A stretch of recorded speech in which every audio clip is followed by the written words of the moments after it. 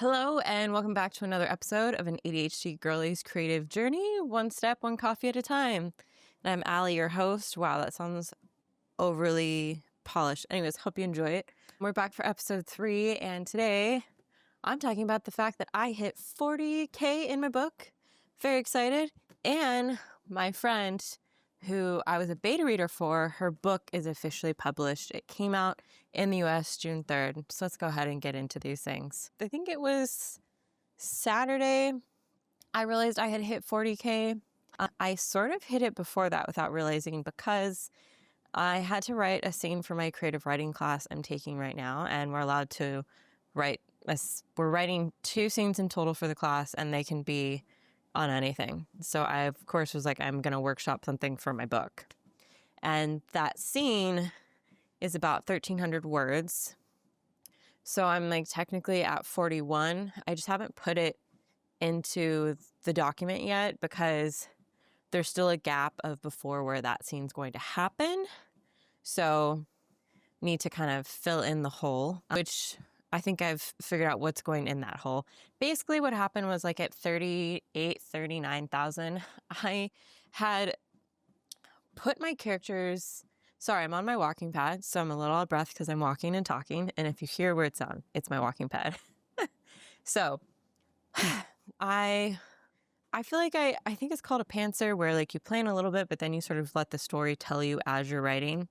So one of my main characters, she ended up moving locations sooner than I expected. And then I ended up having her alone. And I was like, this wasn't supposed to happen so soon, but I really like the way it happened. So like, how do I fix it? And I was talking to my friends that I have in like a group Discord for writers.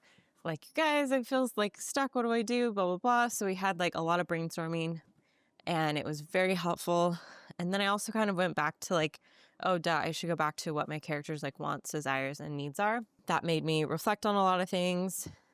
And then another girl, we had a private DM, and she helped me come up with some ideas. And so I'm basically having one of my main characters now interact with a supporting character way sooner than they were never supposed to interact. He was never supposed to be introduced this way. And now I'm really happy. And then because I had to write the scene for class, I ended up being able to workshop how they met sooner than later, which was really exciting. And it's also sort of changed the events of what the scenes are going to be to connect them, which I'm really excited about. But in all that, I hit 40K and didn't even know how it happened, how I got here.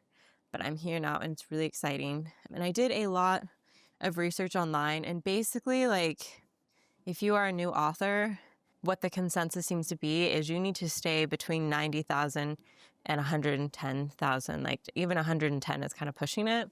A lot of people on Reddit were saying it means like you can't edit, so they do not want you to go over. I'm like, but it's a fantasy book, but it's my debut. So I'm almost at the halfway points for a minimum of 90,000, which is exciting. Yeah, it feels like a big deal and a big milestone. I wanted to celebrate it. I still obviously have like a very long way to go. The writing class has been helping a lot in the sense of it's making me, I already feel like I think about my book daily, but now I think about it in a much deeper way because a lot of stuff in the textbook that has been explained, after 12 years of acting, having to create characters through acting and then work on screenwriting and analyzing the shit out of movies and then applying that to how I read, I actually was like, oh, I know a lot more of this than I thought. So reinforcement there. I feel like the biggest thing that's been helpful so far is just, the constant reminder of making sure everything's always in an active voice, which I believe I do that pretty often, but it's important to like just always have that at the forefront. Rhythm, and then like keeping things as tight as possible, which is something that like I definitely will need to work on when I do my first edit round of just me editing my book on how I can make things tighter. But I always try to remind myself that like with a rough draft, it is a rough draft. Like you just want to get the story out. It's rough. It does not have to be perfect or pretty. It can be messy. You just want it out so then you have something that you can't edit. Otherwise, if you have nothing to edit, like there's no story. So for anyone out there working on a book, feeling frustrated, like just get the story out. Don't worry about it being perfect. And, just keep going. So I think that's the biggest hurdle to work through. Also, the other thing that we've been doing in class, which I found has been really helpful, is we have to do journaling prompts every day. Well, 5 days a week. The teacher provides them, and most of the time, they can be about our work in progress if we have one, or it can be about another character from a book or a movie.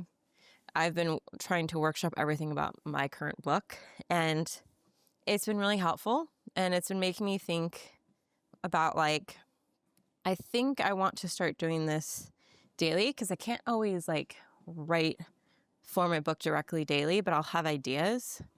And so, depending on what time I start work or how busy my day is with homework, I think just even, typically we have to do 10 minutes for class.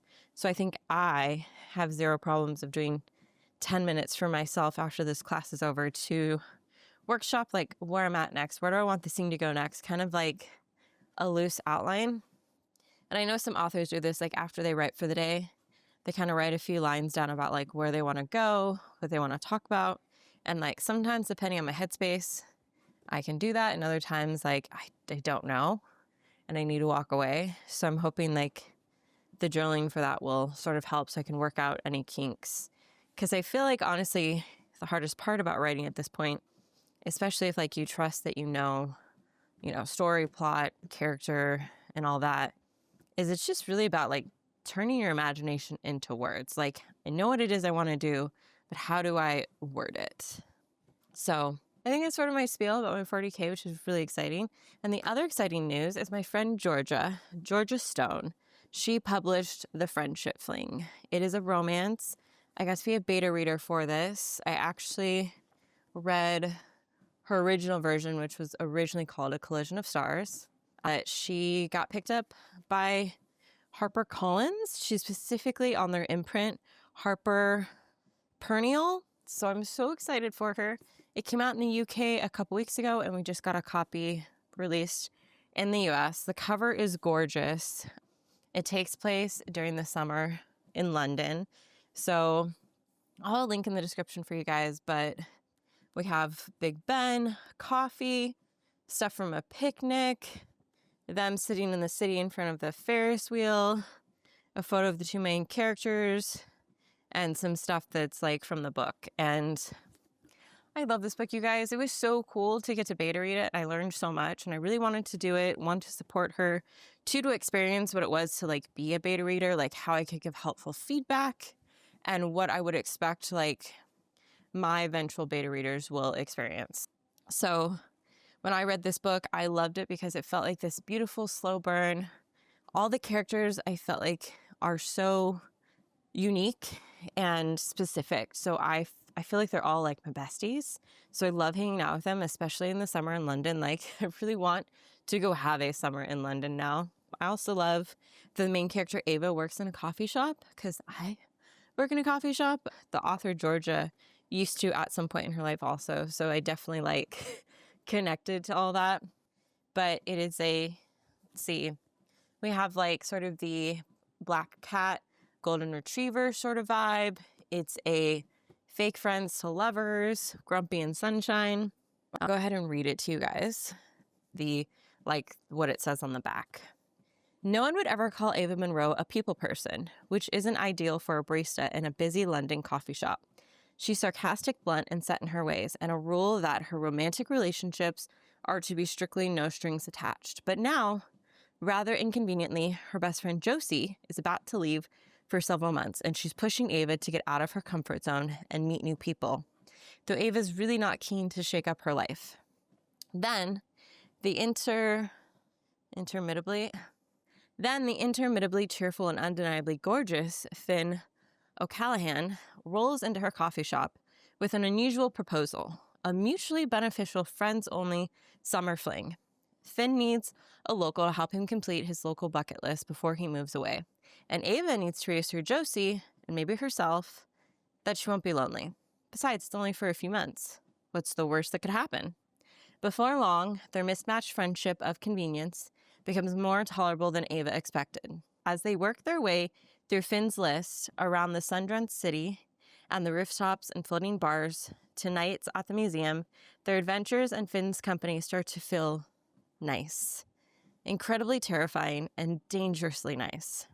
Still, rules are rules, and Ava is not one to make exceptions. As the days get shorter and Finn's departure gets closer, Ava is surprised to find herself soaking up every moment, wishing they had more time together.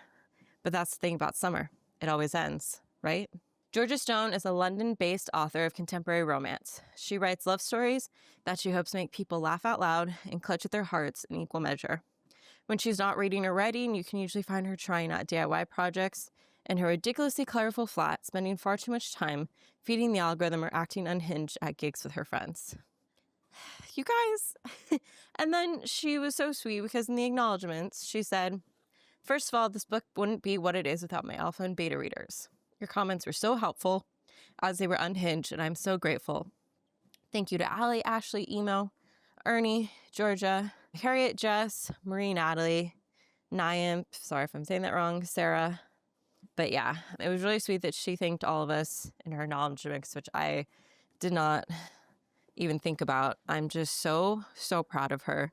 It's so, and also like, it makes me think about like me and when my book's finally published, and it's just like, I don't know, it's such a sweet, special moment because Georgia worked so hard on this. You can tell like she poured her heart and soul into this, and there's so like much of her, and like her writing is gorgeous and it's funny. It's really funny, guys. And I'm not just saying this because I'm her friend. Like that was another thing I didn't know like what to expect going in, is like we're internet friends. I've never read anything that she's written before, like, and it's fantastic. I don't read a ton of I don't read a ton of romance. I almost said fantasy, which is what I normally read. I don't read a ton of romance, and most of the romance I read is Emily Henry. I've read a couple Bridgerton, and then like my fantasy books have romance, but like this gave me Emily Henry vibes, and I just love the slow burn, and it made me feel like I was in London for the summer, or I was hanging out with Ava at the coffee shop, and it's so good, and I'm just so proud, and it's like she always deserved to be published. I'm so proud of her for self-publishing because you never know what could happen. So I'll definitely link this for you guys to check it out. I hope you will. You got to celebrate your friends. Like, it's so exciting. I think I'm almost done with Air of Fire. I have 70 pages left, you guys. I'm determined to finish it in the next 2 days, which I'm going to make a video for that. But then before I go into Queen of Shadows, I want to read The Friendship Fling because I haven't read it since I beta read it, and I don't know. Obviously, this looks a lot slimmed down because she did write a chunky one for her debut. I think it was 130. So I know they trimmed it down. So I'm curious to see what changed, what didn't, what do I remember, what do I not, and I want to highlight it. I want to annotate it. And then I want to talk to Georgia about doing a little interviewee with her here on my channel so we can talk about the writing experience and what it feels like to be published and all that. So yeah, things definitely happening, definitely moving. For my book, like I said, I've worked out what the next scene's going to be about, so I just need to sit down and find time to do it. Tomorrow is going to be a little busy. I'm hoping Sunday I have nothing planned besides washing the bed sheets. So I'm hoping I can come home, reset, have a coffee, and just sit down and write because I have nothing that day, which, as you may or may not know, some one of the things with ADHD is I can't even think what the word is right now, but it's waiting mode. So if I have plans to do something, it's really hard for me to imagine how much time I have until that event and how much I can fit into that time frame. What can I do and not do? Because I can't process the steps. I can't process all the steps, how long the steps are going to take. So Saturday, that's why I'm hesitant to write because I get off at, I think, 1. I need to come home and walk because I've been actively trying to work on my health. And then I have to feed the cats, and we're going to go to my sister's at 5:30. And the thought of sitting down to write with I know it's probably going to take me X time to get into it. And then I don't want this pressure of I have to stop at a certain time. Like, it only works for some reason before work when I first wake up, because I think I'm still half asleep. So like my brain's not spiraling. Such a weird and frustrating thing. But Sunday, I'm off at 11. The only thing I need to do is the bed sheets, which will happen in the background. So I can sit on the couch with a cup of coffee and just like be at my computer and not worry about having to do something or be somewhere. So I'm really excited about that. I'm excited to finally be finishing Air of Fire. It's taken way too long.